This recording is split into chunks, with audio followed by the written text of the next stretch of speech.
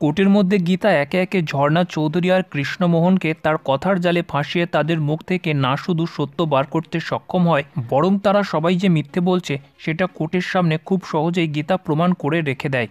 গীতা গোটা কোর্টের সামনে সব সত্য খুলে দেয় যে ধীমান সেন পুরো কেসটাকে সাজিয়ে কোর্টকে বোকা বানানোর চেষ্টা করছে, কিন্তু গীতা তাদের মুখোশ টেনে খুলে দিয়ে খেলা ঘুরিয়ে দেয়। যেখানে গণেশের হাজার চেষ্টা করার পরেও গণেশের একটাও প্রচেষ্টা সার্থক হয় না গীতার সামনে, গণেশের প্রত্যেকটা চাল ব্যর্থ হয়। তারপর গীতা কেসটাকে পাকাপাকি করে দেয় পঙ্কজকে কাঠগড়ায় ডেকে, আর পঙ্কজ যত রকমের প্রমাণ তাদের বিরুদ্ধে পেয়েছিল সবগুলো কোর্টের সামনে পেশ করে। কেসটা জজ সাহেবের কাছে জলের মতো পরিষ্কার হয়ে যায় যে কিভাবে সঞ্জয় চৌধুরীকে মৃত্যুর মুখে তারা ঠেলে দিয়েছিল, আর সেটার মধ্যে অগ্নিজিতের নাম জড়ানোর চেষ্টা করে। অগ্নিজিতও নিজে বয়ান দিয়ে সেটাকে আরও পরিষ্কার করে দেয় যে কিভাবে এই কেসের মধ্যে তাকে ফাঁসানো হয়েছিল।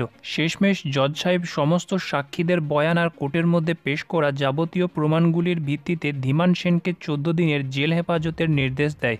গীতা ভরা কোর্টের মধ্যে তার বাবাকে হারিয়ে প্রমাণ করে দেয় যে সবসময় সত্যের জয় হয়। কোর্টের শেষে গণেশ গাঙ্গুলিকে হারিয়ে অগ্নিজিতের মন গর্বে ভরে ওঠে। অগ্নিজিৎ রাগ আর অভিমানের সাথে গণেশ গাঙ্গুলির মুখের উপর তাকে বলতে থাকে যে তোমাদের 2 পয়সার বান্দর নাচ করে কোনো লাভ নেই, সবসময় শেষে সত্যের জয় হয়, আর আজকে সেটাই প্রমাণ হয়েছে।